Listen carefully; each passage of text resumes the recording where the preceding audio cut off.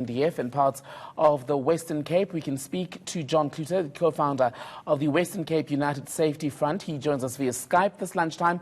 John, a very good afternoon to you. Thank you for your time.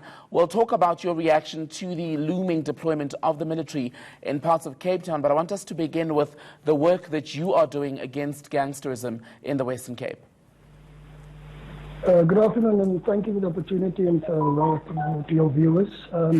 Yes, we are the United Public Safety Front is an umbrella body consisting of community police forums, neighborhood watches, businesses, NGOs, NPOs, etc., who came together to form a collective in a united manner to fight the issue of not only gangsterism but crime in general, crime and violence in general in our communities. To the issue then of the military deployment, as I understand it, your organization is not a fan of having military boots on the ground to fight gangsterism. That is perfectly correct. We think it's putting a plaster on a very infested sore. It is not going to solve the problem for various reasons. Number one, gangsterism is not a law enforcement problem only. It's a socio-economic issue. And unless the socio-economic issues of the Western Cape, or in fact South Africa, is being addressed holistically and in a coordinated manner, the issue of gangsterism will be with us for a long time. It has been with us for more than 100 years.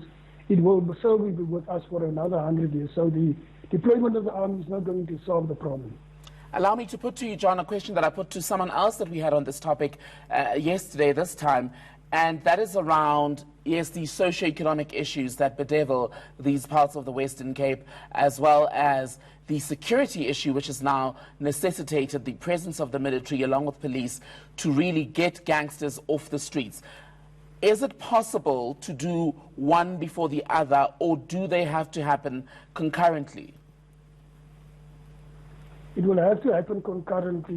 It will be a myth to think that the army will have the gangsters disappear. The gangsters will probably, as a tactic, just go and lie low. They will still continue with the business, but they will not be as prominent as they are now. But once the army leaves in 3 months' time, they will surface again and they will continue. Right now, they are still, shooting in Hannibal Park and in Manenberg. But despite the fact that the army, there's this hype about the army that is going to come into these areas. So 3 months of army presence is not going to solve the problem. It will have to be concurrently and very coherent and coordinated effort from government. There's a safety summit also underway, a 2-day safety summit beginning today in Paarl. The police minister expected to attend along with state security and those groupings. Your organization had some apprehension at some point, threatening not to attend. Has that been resolved? No, we are still not attending. We do not believe in the summit will come up with tangible results. We had summits the last year. We had in Bezos, we had workshops with the police. And not one of those issues has been implemented. The provincial government of the Western Cape, the Department of Police Safety, they had a 2-day summit, and that report is not even known to us. So we are tired of having summits and in Bezos and talk shops. We are looking at the implementation plan, and we want to engage government about the implementation plan. As I said, it must include all the other social cluster and social justice cluster departments. The reality on the ground, John, and you know this better than most, is that the bodies are piling up. Children and entire communities are living in fear. It cannot be helpful, though, that the likes of yourself and the police minister and some of the other organizations that are meant to be fighting toward the same goal don't seem to be getting on at this point. That is perfectly correct. We do not have a responsive government. What we're calling as an organization in our founding document is that we calling for a responsive government that will listen to the plight of its citizens and come up with a clear, jointly together with civil society.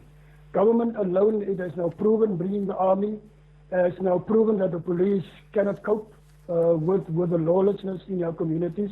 and hence they're bringing in the army.